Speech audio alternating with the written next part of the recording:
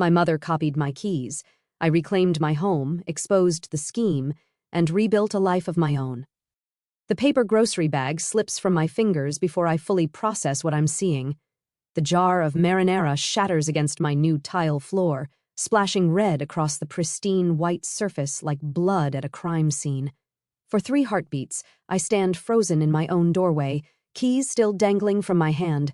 My mother and sister are inside my cottage that I showed them photos of only 3 days ago, my cottage whose address I deliberately hadn't shared.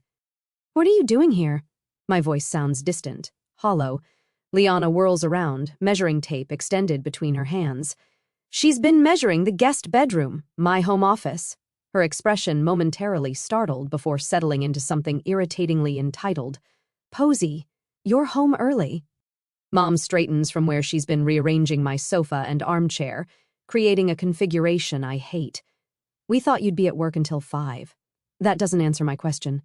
I step over the growing puddle of sauce, my shoes sticking slightly to the floor. "How did you get in here?"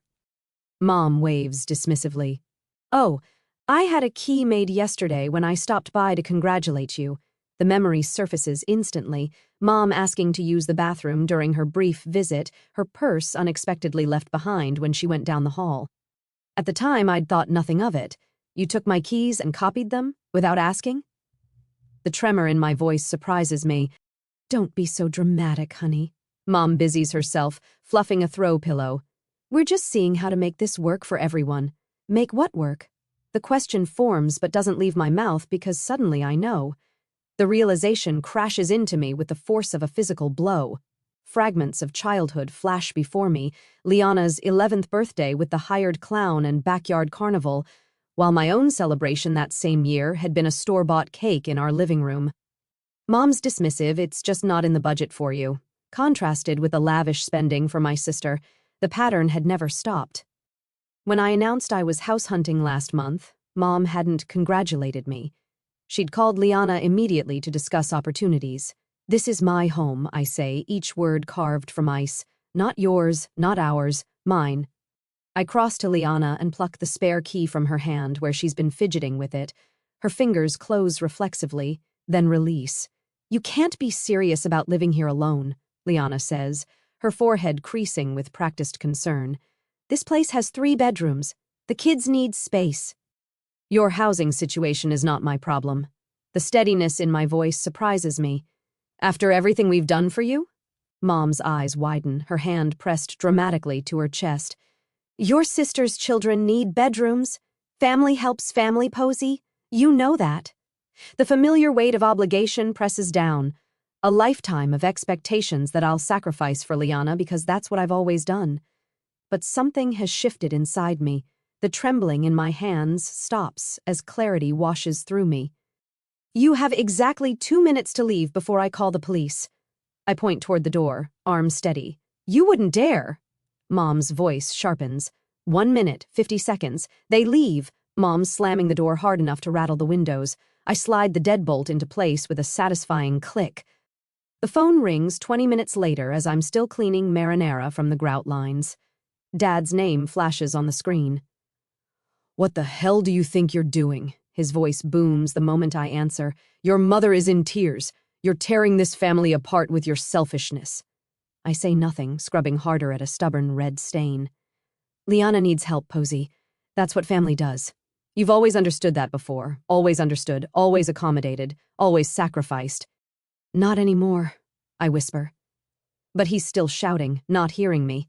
After I hang up, I stare at the family photo on my mantel. Mom, Dad, Liana with her perfect husband and 3 children, and me, slightly off-center, smiling the strained smile I've worn my entire life. For the first time, I see us clearly, see the pattern of sacrifice I've been conditioned to accept. I place the frame face down on the shelf. This house is mine. This life is mine, and I'm done giving pieces of it away. A day later, the Facebook notification pings while I'm sipping my morning coffee, a rare moment of peace 3 days after the marinara incident. Something about Liana tagging me. I tap the icon, expecting another passive-aggressive family photo where I'm awkwardly positioned at the edge. What I find stops my breath. A post from 3 weeks ago, before I'd even closed on my cottage, shows Liana's 3 children squeezed into their shared bedroom. The caption reads, "Kids are finally getting a bigger place soon. Blessed. Family first." My thumb hovers over the screen as I scroll to the comments. "Which bedroom does Ellie get?" asks one of Liana's friends. Liana's response, the blue one with the bay window. "Jack and Tyler will share the room across the hall. Mom thinks the 3rd bedroom should stay a guest room in case Aunt Carol visits." My coffee mug slips from my fingers, splashing hot liquid across my bare feet. I barely notice the burn. 3 weeks ago. They were planning this 3 weeks ago, before I'd even signed my mortgage papers. I bolt to the bathroom, my stomach heaving as the magnitude hits me. This wasn't an impulsive idea after seeing my house. This was calculated, planned. They had been strategizing how to take over my home before I'd even purchased it. My phone buzzes with a text notification as I rinse my mouth. It's from Dad, but he's accidentally included me in a group message meant for Mom and Liana. "Don't worry about Posey's tantrum," Mom has written. "She'll give in once you're settled. She always does." The shaking starts in my hands and spreads until my whole body trembles against the cool bathroom tile. She always does. 3 words that summarize my entire life. The family dinner invitation arrives via text the next evening. "We need to talk about a solution," Dad writes. "Your mother's making pot roast. 7 o'clock. I should refuse. Every instinct screams to stay away, but some withered, hopeful part of me wonders if maybe, just maybe, they've reconsidered." When I arrive, the table is already set with Mom's good china. Dad, Mom, and Liana sit clustered on one side, an empty chair waiting for me on the other. The division couldn't be more obvious if they'd drawn a line down the middle. "Posey," Mom says, her smile tight. "We're so glad you could join us." Before I can respond, Dad slides a manila folder across the table. "We've found the perfect solution." Inside are printouts of 5-bedroom houses, all within 2 miles of Liana's children's school. Each listing has been annotated with notes like, "Perfect playroom and good backyard for the kids. These are lovely," I say carefully for Liana and Mark. Dad clears his throat. "For all of you, together. We've already talked to your bank," Mom adds, stirring her iced tea. "Transferring your mortgage to a different property is quite simple. The difference in price would be manageable if everyone contributes." My mouth goes dry. "You contacted my bank?" "Just preliminary discussions," Mom says, waving away my concern like an annoying fly. "Your furniture won't all fit, of course," Liana chimes in, "but we could sell the extra pieces. We'll need space for the kids' bunk beds." The front door opens and Mark strolls in, late as usual. He nods at me before turning to Dad. "I was thinking about the garage spaces. The left side would work better for my truck if Posey doesn't mind parking on the street." The casual way they're dividing my property, a home they've never contributed a penny toward, leaves me speechless. My hands curl into fists beneath the table. "Posey," Dad says, his voice dropping into the serious tone he used when I was a child and had disappointed him. "Refusing to help would show you don't really care about being part of this family." Mom reaches across the table, not quite touching my hand. "Think about your relationship with your nieces and nephew.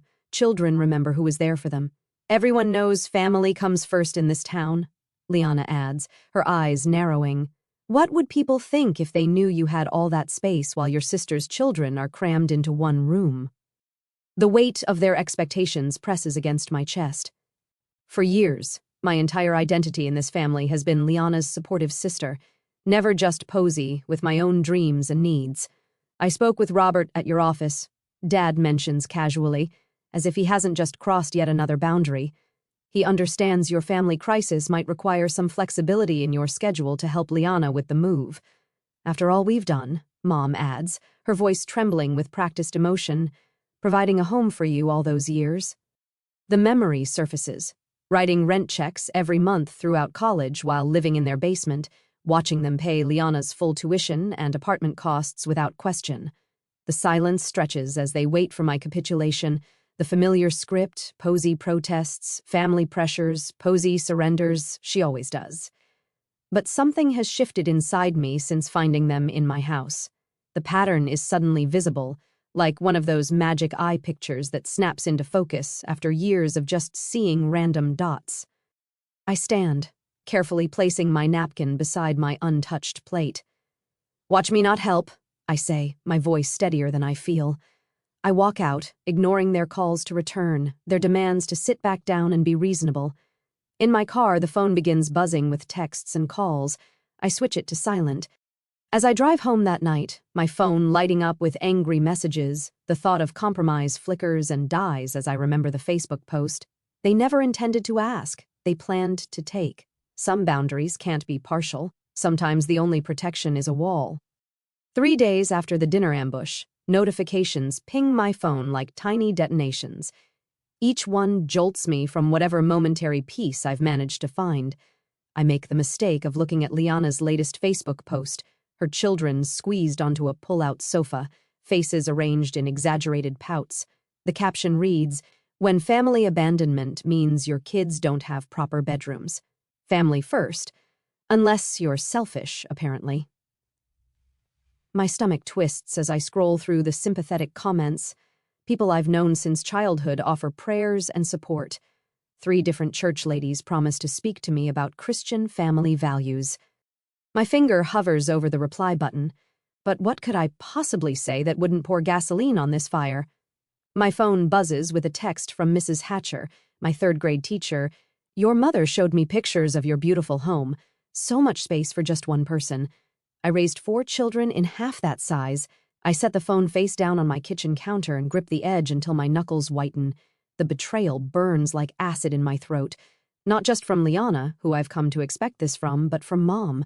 She's plastered photos of my house online with captions about forgetting where you came from and what happens when success goes to your head. The doorbell rings, sending my heart rate skyrocketing.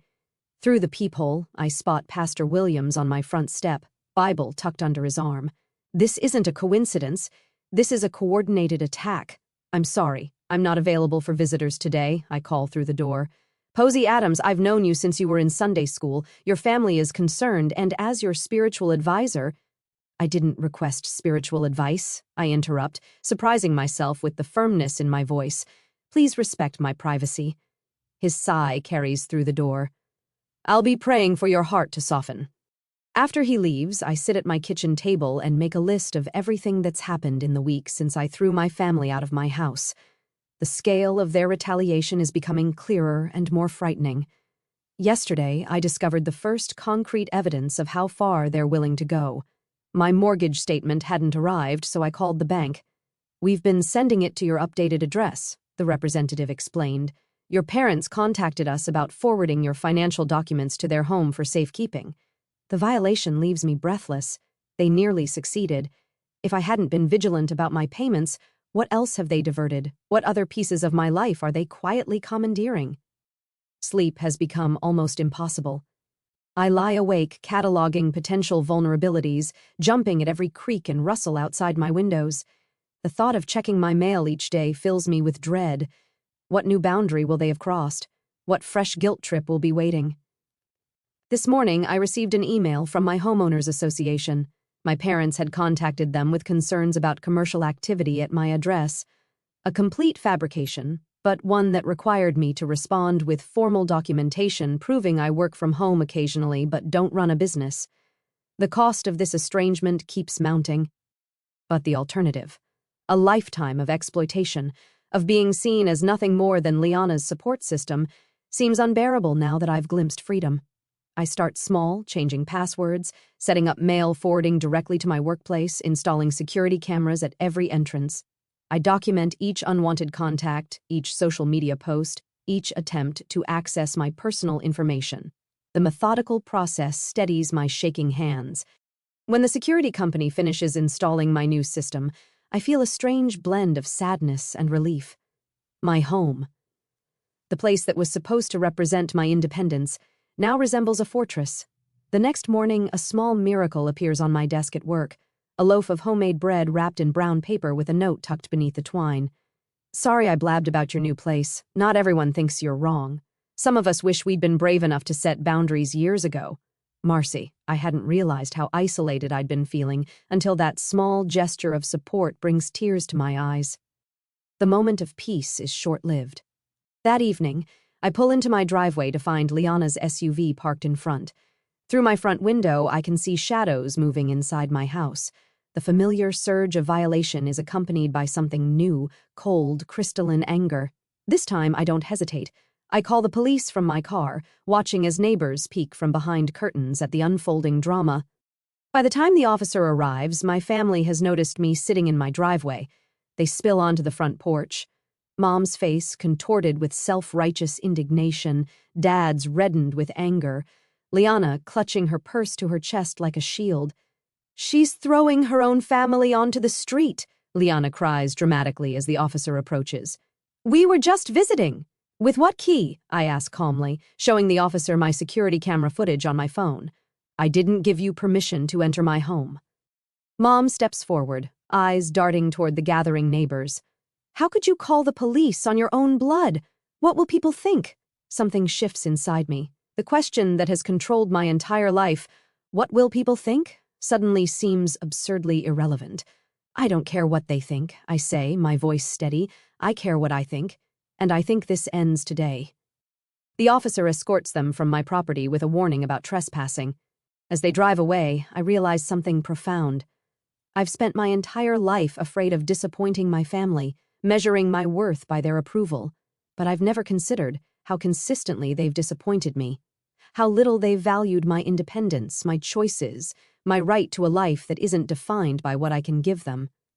The next day, Dave, a friend from college who now practices family law, helps me draft a formal cease and desist letter. "They're counting on your guilt," he tells me as we review the document. "They've weaponized it your whole life." When Liana shows up at my workplace the following week, her eyes swollen from theatrical crying, my coworkers form an unexpected protective barrier. Marcy intercepts her at the front desk. 2 others happen to join me for lunch when Liana tries to ambush me in the parking lot. Brew-free, the contrast is stark. These people who owe me nothing respect my boundaries without question, while my family, who should protect me, tramples every line I draw. With each day, I find my voice growing stronger. No becomes easier to say. "This doesn't work for me" rolls off my tongue without apology. The words "I've made my decision" no longer feel like a betrayal. At home, I change all the locks, upgrade my security system with door cameras that send alerts to my phone. I gather financial records, text messages, social media posts, a paper trail documenting years of exploitation. The folder grows thick with evidence I hope never to need but feel safer having. The notification appears on my phone while I'm in a meeting 2 days later. The doorbell camera shows my mother on my front step, trying a key in my lock while glancing nervously over her shoulder. The key doesn't work. I've changed the locks twice since the last confrontation. Her expression darkens as she tries again, then reaches into her purse for what appears to be another key. My heart pounds as I watch the footage. This isn't over. This is just beginning. I spend my Sunday afternoon assembling evidence like puzzle pieces on my dining room table. Every trespass, every manipulation, every lie documented with military precision. The security camera footage plays on my laptop, showing Mom trying 3 different keys in my front door yesterday while I was at work. I add the timestamp to my spreadsheet and feel a curl of satisfaction rather than the usual guilt. "This looks comprehensive," Dave says, adjusting his reading glasses as he reviews my documentation. My lawyer friend has squeezed me into his Sunday, bringing the scent of coffee and legal pads into my living room. "The cease and desist letter should be ready tomorrow. Will you be okay delivering it yourself?" "I need to do this myself." I add the mortgage company's call recording to a labeled folder. The representative's voice still rings in my ears. "We spoke with someone claiming to be your mother about transferring your mortgage to another property. We informed her this wasn't possible without your direct authorization." My therapist, Judith's advice guides my hand as I organize everything. Document, don't engage, facts, not emotions, boundaries, not arguments. Monday morning, I place the certified letter in my mother's hands. She doesn't open it, just stares at me with wounded eyes as if I've betrayed her by protecting myself. "You'll regret this," she whispers, but takes the envelope. 3 days pass in blessed silence. No calls, no texts, no unexpected visits. I sleep through the night for the first time in weeks. Thursday brings the inevitable escalation. I'm reviewing code at my desk when Marcy from accounting appears at my cubicle, eyes wide. "Your parents are in the lobby," she whispers. "They told reception your sister was in an accident and they need you immediately." Cold dread washes through me until I spot the text from Liana complaining about her kids' school lunches, time-stamped 2 minutes ago. I find my parents arguing with our receptionist, Mom dabbing at dry eyes with a tissue while Dad demands I be brought out immediately. "Family emergency," he barks at the young man behind the desk. "Her sister's been hurt." "I just texted with Liana," I say, stepping into view. My voice remains steady despite the tremor in my hands. "She's fine." Mom drops the tissue. "Posey! Thank goodness. We've been so worried." "Miss Adams?" My boss appears beside me, her expression carefully neutral. "Is everything all right?" Dad attempts his charming smile. "Family matter. We'll just borrow Posey for a bit." "My family appears to be lying about a medical emergency to disrupt my workday," I tell my boss, loud enough for the entire reception area to hear. I apologize for the disturbance. Security escorts them out while I return to my desk, ignoring the stares. That evening, I discover Liana's latest attack, a GoFundMe page titled "Housing Crisis, Help My Children Have a Home," with my photo prominently featured. One email to the platform's legal department, citing unauthorized use of my image, and the campaign disappears by morning. My father's voicemail that night slips from rage into accidental truth. "You ungrateful little, do you know what you've done? We had it all planned out. We were going to move in whether you liked it or not, and now you've embarrassed your mother in front of—" I save the recording with a grim smile. When my company announces an opening at their new branch in Colorado Springs, I find myself weighing a promising opportunity against running away from conflict. Moving would mean letting them win, or it would be my chance for a fresh start beyond their reach. My support system rallies around me like a protective wall. Dave sends a formal warning to my family, outlining the legal consequences of continued harassment. Judith helps me craft responses that stay firmly factual without engaging their emotional bait. My boss offers flexible hours during what she calls this transitional period, her eyes knowing but never pitying. "Your house needs better security," says Tara, my realtor friend, walking the perimeter of my property. Motion-sensing lights here and reinforce this back door.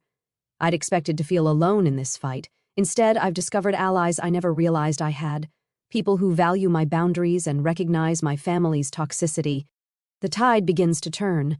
Aunt Susan calls to ask hesitantly about the other side of the story. Cousin Mike messages that he doesn't think it's right what they're asking. Even Liana's perfect social media campaign backfires when friends comment, "Why can't you and Mark support your own family? And isn't Posey single? Why should she house your kids?" Their facade is cracking, revealing the selfishness beneath. The job offer letter arrives in my email Friday afternoon. Colorado Springs branch manager glows on my screen like a beacon. Something loosens in my chest. Possibility, perhaps. Or freedom. For the first time in weeks, I smile without reservation.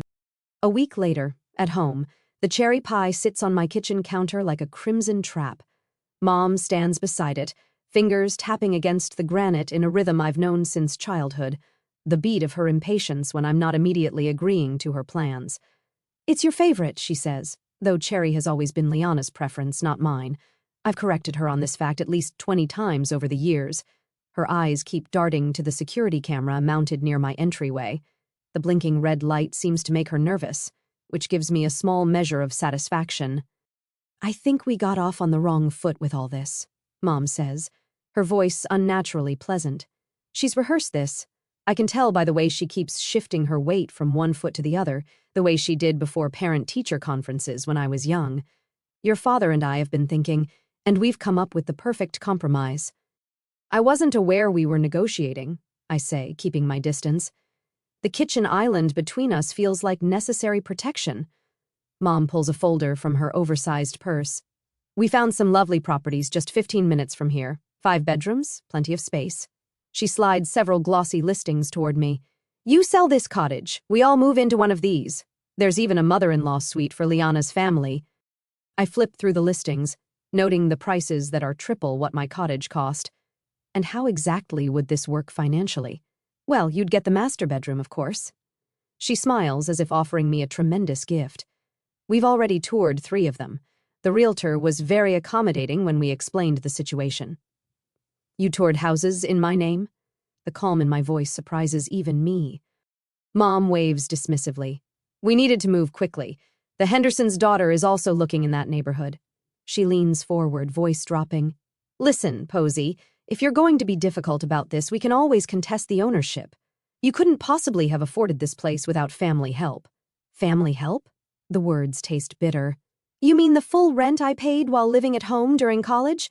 Or perhaps you're referring to the student loans I'm still paying off while Liana's education was fully funded? Mom's face hardens. Don't be ungrateful.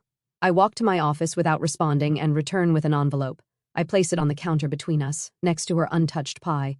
What's this? She doesn't reach for it. It's a job offer from our company's new branch in Arizona. I push it toward her. I accepted it last week. Her hand freezes mid-tap. Arizona? I'm selling the cottage. I watch her face brighten before adding, and moving to Tucson next month. The color drains from her face. But what about Liana? Her housing situation is not my concern. I open a drawer and pull out a thick manila folder. I've been gathering some interesting documentation. I spread the contents across my counter, financial records showing my paid rent throughout college alongside Liana's fully funded education, birthday expenditure comparisons showing the thousands spent on her celebrations versus the bare minimum for mine, loan papers for the cars they bought her while I saved for my used Honda. What is this supposed to be? Mom's voice has lost its rehearsed quality. Evidence. I pull out my phone and tap the screen. And here's my security footage showing 17 unauthorized entry attempts on my property. Mom stares at the screen, watching herself and Liana testing keys in my lock, peering through windows, even once bringing a locksmith who thankfully refused the job. I'm not running away, I say, gathering the papers. I'm running towards something better, a life where I'm valued, not just useful. Your father will be furious, she whispers, but there's a new uncertainty in her voice. I'm counting on it. 3 days later, I arrive at my parents' house for what they've billed as a family meeting to resolve the housing situation. The driveway is full, my aunt's car, my cousin's SUV, even my grandmother's ancient Buick. The gang's all here to witness my surrender. I take a deep breath before entering, folder tucked securely under my arm. The conversation in the living room halts when I step inside. Liana sits on the couch between my parents, a united front. The extended family is arranged in a loose semicircle, an audience for the performance. There she is, Dad says, standing with a forced smile. We were just about to explain our solution to everyone. Actually, I say, my voice carrying across the suddenly silent room, I have an announcement first. I place my folder on the coffee table and open it to reveal the listing for my cottage, complete with professional photographs and a bright red for sale banner across the top. My house goes on the market Monday, I say, and I've accepted a position with my company's Arizona branch. I'm moving next month. The silence stretches for 3 heartbeats before Liana's shriek shatters it. But what about us? Where are we supposed to go? I meet her gaze steadily. The same place you've been living. The same place you'd still be if you hadn't tried to take what's mine. Dad stands, face reddening. This is how you abandon your family? After everything we've done for you? Everything you've done? I pull out copies of my documentation, passing them to my grandmother and aunt. Here's a record of what you've actually done. Different rules for different daughters, different support, different expectations. My aunt's eyes widen as she scans the papers. You made her pay rent during college while paying for Liana's apartment? It built character, Dad snaps, but his confidence wavers as more family members begin examining the evidence. You should see the security footage, I add, loud enough for everyone to hear. Them trying to break into my house while I'm at work, calling my mortgage company pretending to be me, creating a GoFundMe claiming I was in financial distress. Grandmother's hand covers her mouth. Is this true? My parents' silence is answer enough. As I drive home that evening, my phone buzzes with texts. Not from my parents or Liana, but from my aunt, my cousins, my grandmother. Words of support. Questions about whether they'd been misled about other family matters over the years. The beginning of cracks in the family mythology. 2 days later, my realtor calls with news that feels like both victory and farewell. You've got an offer already, she says. $20,000 over asking cash with a 30-day close. I'll take it, I tell her without hesitation. One more thing, she adds. Do you want to keep the spare keys or should I discard them? I think of all the keys that have been copied without my permission. All the boundaries crossed. Discard them, I say. I won't need them where I'm going. As I hang up, I hear whispers that my parents have already approached my cousin Thomas about his guest house. The cycle continues, but without me in it. Today, I have boxes to pack and a new life to build, one that's entirely my own. A year later, the morning sun streams through windows that have no curtains because I haven't decided what style I want yet. My furniture sits exactly where I placed it, not where someone else thought it should go. The wall beside my desk blooms with photographs. Me atop a mountain in Colorado shaking hands with the CEO after my promotion, standing proudly in front of this house on closing day. Not a single picture shows my family. My phone rests on the counter, its screen occasionally lighting up with notifications. A year ago, I would have lunged for it, heart racing at the possibility of another accusation or demand. Now, I glance at it with casual indifference. Unknown numbers route straight to voicemail, and several familiar ones, too. Outside, through the kitchen window, my garden catches the morning light. Rows of basil, thyme, and rosemary, herbs Mom always claimed would overwhelm her delicate palate, thrive in neat beds. Brilliant orange marigolds border the walkway, their pungent scent a childhood favorite I was never allowed to plant near the house. Too common, Mom had said when I was 10. We're putting in roses instead. I bite into a fresh strawberry from my own patch and smile at the sweetness. The doorbell rings precisely at noon. Friends file in carrying gift bags and platters, their faces bright with genuine happiness to see me. No one has an agenda beyond celebration. "Happy birthday, Posy," calls Elaine, my colleague-turned-friend, setting down a bakery box. "Apple pie, as requested." "Not cake?" asks Thomas, another co-worker who's driven 2 hours to be here. "I've always preferred pie," I answer, the simple truth filling me with unexpected satisfaction, especially apple. For decades, I dutifully blew out candles on chocolate cake because Liana loved it. Mom always said making 2 desserts was wasteful when we could share. Elaine arranges candles on the pie while I pour wine into glasses. The stemware I chose because I liked it, not because it matched someone else's taste. "What should we toast to?" asks Sophia, the neighbor who brought me homemade bread when I moved in. "To building homes, not just houses," I say, raising my glass, "and to the family we choose." The words settle warm in my chest as we clink glasses. On the wall near my door hangs a simple wooden key hook with just one key. Mine. No spare hidden for emergencies, no copy held by anyone else. Later, after everyone leaves, I find myself thinking about Jared, the new engineer at work. Yesterday, I spotted him shrinking into himself as our project manager dismissed his ideas. The familiar posture hit me like a punch to the gut, the same way I used to make myself smaller around my family. "Actually," I'd said, interrupting the manager, "Jared's approach could save us significant testing time. Let's hear more." The surprise and gratitude in his eyes reminded me of my own reflection the day I finally stood up to my family. My phone buzzes with a text from Michael, the landscape architect I've been seeing for a month. He respects my boundaries with a reverence that once would have felt foreign, but now feels right. "Still on for hiking Saturday?" the message reads. I smile as I type back, "Absolutely."